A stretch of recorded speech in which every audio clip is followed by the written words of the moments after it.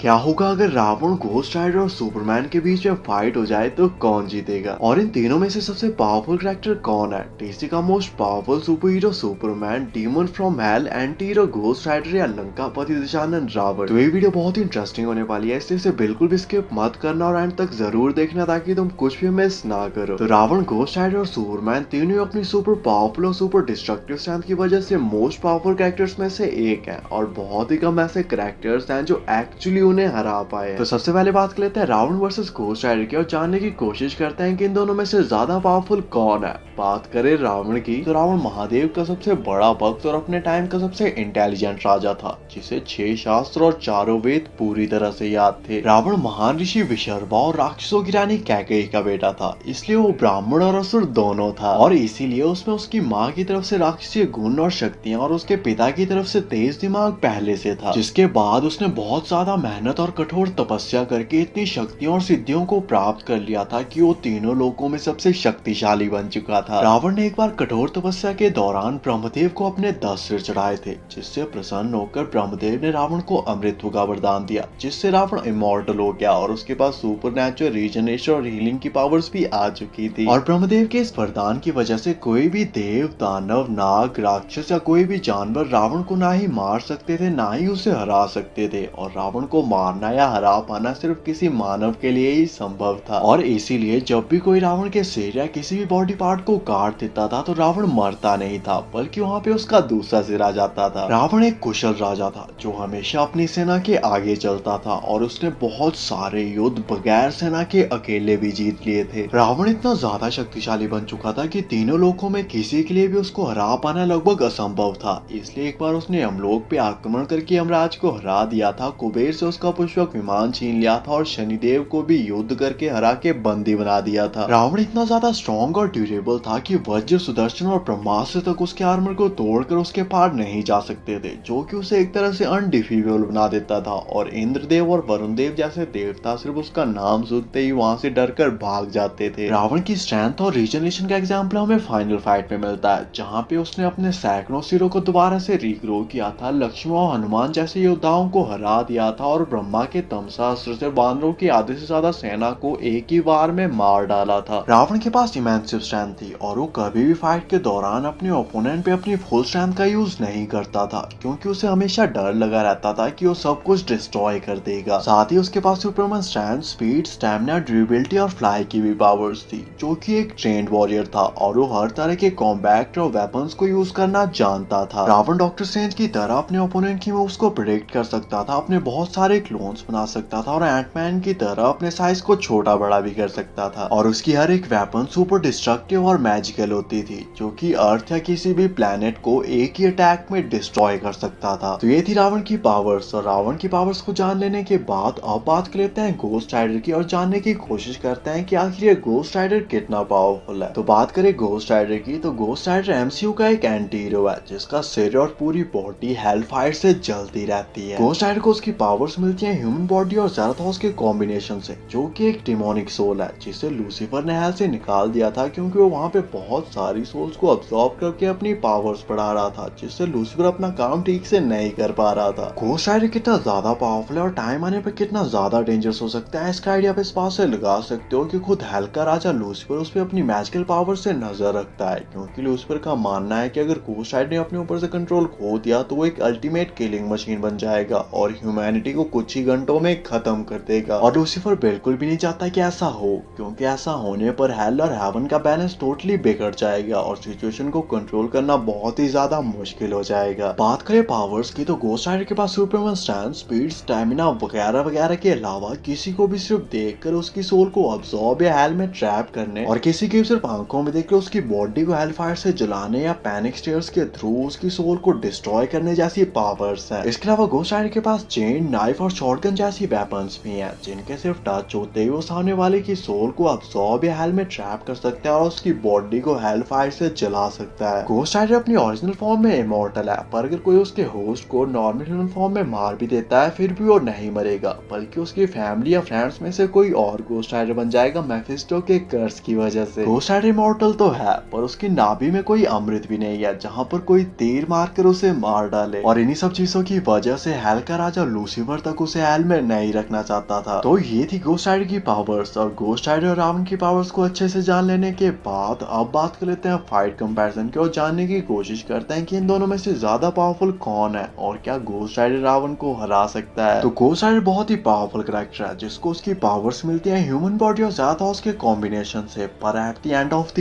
Day वो एक human है, इसलिए ब्रह्मदेव के वरदान की वजह से वो एक्चुअली रावण को मार सकता है। पर ज़्यादाथॉस जो कि घोस्ट राइडर को उसकी पावर्स देता है वो हेल का एक डेमन है, जबकि रावण हेल और हेवन दोनों के राजा यमराज तक को हरा चुका है। घोस्ट राइडर के पास हेल फायर है, पर मुझे नहीं लगता कि हेल फायर का रावण पर कोई भी असर होगा, क्योंकि अगर हेल फायर या किसी भी और फायर का रावण पर कोई भी असर होता तो अग्निदेव कव का रावण को मार चुके होते और रावण का यमराज या किसी भी और देवता को हरा पाना लगभग असंभव हो जाता, क्योंकि जैसे ही वो उनको हराने वाला होता तुरंत वहां पर अग्निदेव आ जाते और रावण को डराकर भगा देते। घोस्ट राइडर के पास चेन नाइफ और शॉटगन जैसी वेपन्स हैं जिनको रावण इजीली डॉज कर सकता है और उनके अटैक से भी बच सकता है, जबकि रावण के पास ब्रह्मास्त्र जैसे महाशक्तिशाली अस्त्र है, पर उनका भी घोस्ट राइडर पर कोई भी असर नहीं होगा, क्योंकि घोस्ट राइडर अपनी ओरिजिनल फॉर्म में इमॉर्टल है और वैसे भी जिसका सर और पूरी बॉडी हेल फायर से जल ही रही है उसका तुम क्या ही कर लोगे। और घोस्ट राइडर थॉर के ओलू मेटल से बने हुए म्योनिर को भी एक ही सेकंड में हेल फायर से मेल्ट कर चुका है, इसलिए रावण की ज्यादातर वेपन उस तक पहुंचने से पहले ही मेल्ट हो जाएंगी और जो थोड़ी बहुत पहुंच भी जाएंगी उनका भी कुछ ज्यादा असर नहीं होगा। घोस्ट राइडर रावण के एक वर्दी ओपोनेंट होगा, क्योंकि दोनों के पास ही रीजनरेशन और सुपर हीलिंग जैसी पावर्स हैं और दोनों ही इवन अपना पूरा सिर फट जाने के बाद ही उसे दोबारा से रिग्रो करके ऐसे फाइट कर सकते हैं जैसे कुछ हुआ ही नहीं, इसलिए ये भी पॉसिबल है कि ये फाइट इनफाइनाइट लूप में चलती रहे, वो भी अगले कई हजार सालों तक। और क्योंकि घोस्ट राइडर हेल से आया हुआ एक डेमन है इसलिए एटलीस्ट वो इस फाइट में नहीं मर सकता, जबकि दूसरी तरफ रावण इस फाइट में मर सकता है, क्योंकि घोस्ट राइडर का होस्ट टॉनी ब्लेज एक ह्यूमन है, इसलिए ब्रह्मदेव के वरदान की वजह से वो एक्चुअली रावण को मार सकता है। इन दी एंड ये फाइट बहुत ही ज्यादा लंबी चलेगी, और लंबी से मेरा मतलब है बहुत ही ज्यादा लंबी, क्योंकि ये दोनों ना ही कभी मरेंगे, ना ही कभी थकेंगे, ना ही कभी हार मानेंगे। पर एंड में घोस्ट राइडर के इस फाइट को जीतने के चांसेस ज्यादा है। हालांकि रावण बहुत ही ज्यादा स्ट्रॉन्ग, वो बहुत ही ज्यादा पावरफुल है, पर रावण घोस्ट राइडर को नहीं मार सकता, जबकि घोस्ट राइडर रावण को मार सकता है। हालांकि ये हो सकता है कि रावण कोई ना कोई तरीका ढूंढ कर घोस्ट राइडर को हरा दे, और वो हरा भी सकता है, पर इस फाइट के जीतने के चांसेस घोस्ट राइडर के ज्यादा है। तो बात लेते हैं रावण वर्सेस सुपरमैन की और जानने की कोशिश करते हैं कि इन दोनों में से ज्यादा पावरफुल कौन है।